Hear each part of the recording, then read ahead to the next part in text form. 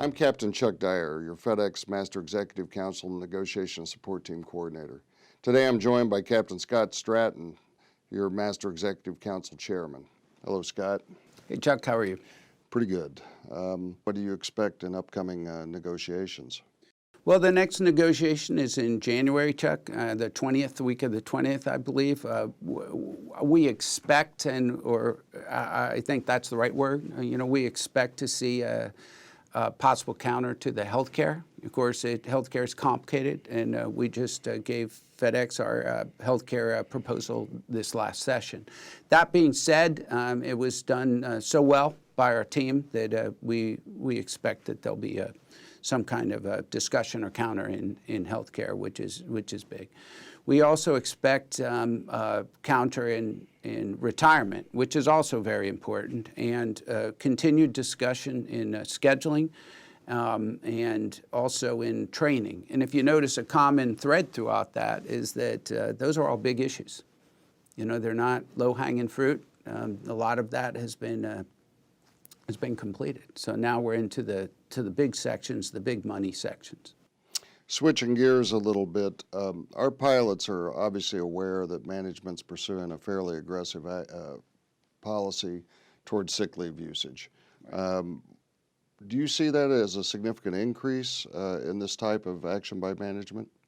I do. I think, I said in a recent comm that there's just been too many of these things, whether you think of them as friction items or if you think of them as a kind of a tax on the contract, or if you think of them as pure grievances. There's so many that, as you know, I very rarely bring notes. I pretty much come in and we unscripted do these things. But in something like this, I actually had to bring notes because there's so many, which is very telling to me. Just too many in a short period of time.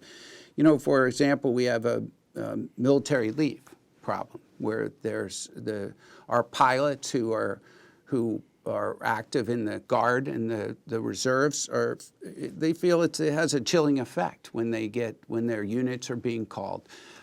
We have a probation issue where there was a change in the contract that allowed for a real year, if you want to think of it that way. But since that time, there's been language interpretation issues from management that's taking liberties with that, those extensions, whether it's for military leave or other areas. And it's gotten so bad that we're having troubles getting the company to give us the dates when a pilot gets off probation. So even for planning purposes, we have known crew member. Now, a known crew member is a friction item. It's not. It's certainly not a grievance item, but it's something that would help the pilots and would help the company, and it's a very low cost. It's a no-brainer. They should just do it. And we understand that in January, they're rolling it out in Memphis.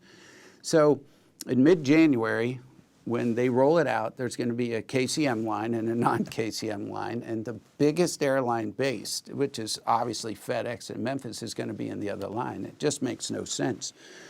We have issues that are very connected to negotiations, like what we saw in PBS, where it was the direct negotiations. And we found it interesting that FedEx, or that the company, believed that it was a good plan to put out and try to clarify that they don't believe that was direct dealing per the RLA, and we concede that point. It was direct negotiations and instead of direct dealing. But what it was is that what that is an attempt to bypass the negotiating team, the representative of the pilots, and because they don't believe that they're representing, that ALPA's representing the pilots, so they're going to go make their case directly. In either way, you call it whatever you want, it's not good. Sick leave, you mentioned. Well, again, same thing. We have a very wide net going over the crew force. And we have, I personally find that one very disrespectful. I mean, we have calls coming in every week from pilots that are, just really great FedEx employees. I mean, just busting their butts every day and night for FedEx. And they're getting advisory letters, even when they're not doing anything wrong. And, the disrespectful part to me, Chuck, is that, saying an advisory letter is not discipline, I don't know. It's just, you know, it's a bad situation, and it's a very active grievance right now that we're going through the process. I think a really good example of this problem is the quality assurance checks. And I know it's the lowest importance of a lot of these, because the other ones are very, very important to the crew force, and the quality assurance not so much maybe, but it's very telling because, you know, when that came up and we were briefed on it, we volunteered to be 100% cooperative. I mean, we're a cooperative safety program, ASAP, FOQA, LOSA, and we heard it was like LOSA. We said, we'll do it. And they said no. They then went forward and put together a program that was migrating from the very start. What we were briefed on is not what happened, and it got to the point where they couldn't tell us where in the contract that this program resided. And so that was when we saw the grievance. That's when we filed the grievance.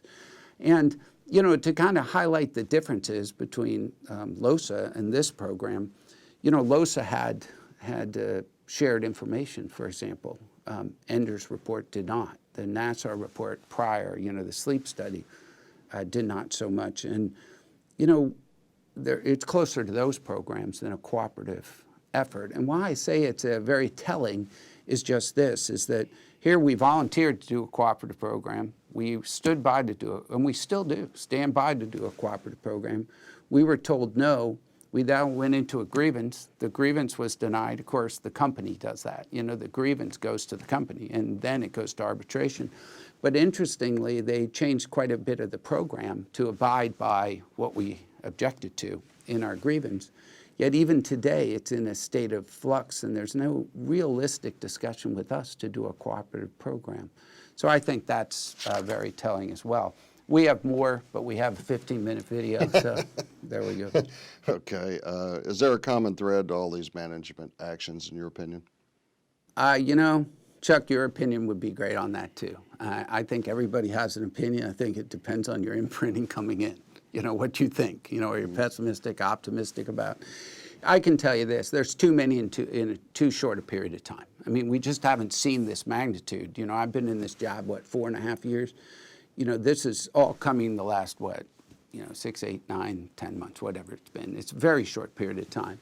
And there's just too many to be random. I mean, some people have speculated that this is directly connected to the negotiations. We've seen that in the industry. You've seen it in the industry. You know, you remember different airlines do that.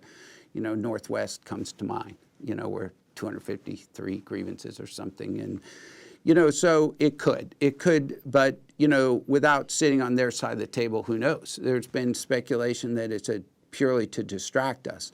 That could be too. You remember we've talked for 2 years about be careful of one unity challenge, which is the divide and conquer that starts with distraction.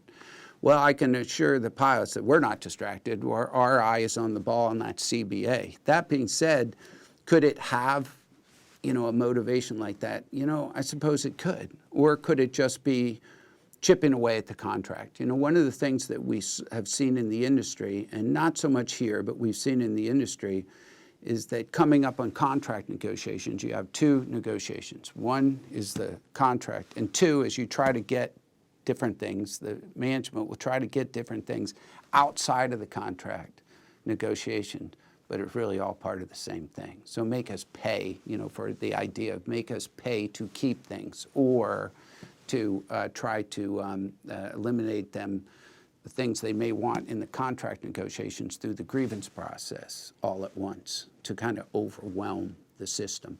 So I don't know. I can't jump into the minds of the other side, because the other possibility is they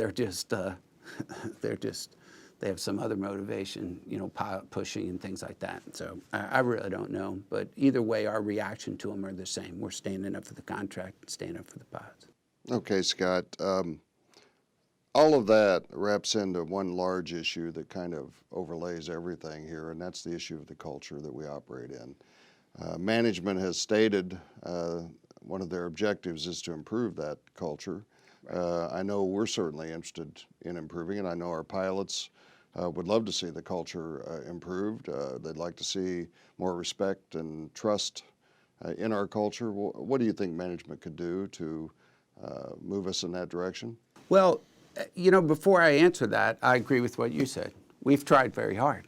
I mean, we really have. I mean, if you think of how far we have come on, if you want to say culture, labor management relations, in that we have cooperative safety programs, ASAP, VOCA, LOSA, FRMS. Some of them were leading the industry in these safety programs. We've done quite a bit. And frankly, we stand ready to do more. You know, I think that increasing or improving culture, corporate culture, but specifically the labor management relations with the pilots is something that we completely support with the right dynamics, the right change in dynamics.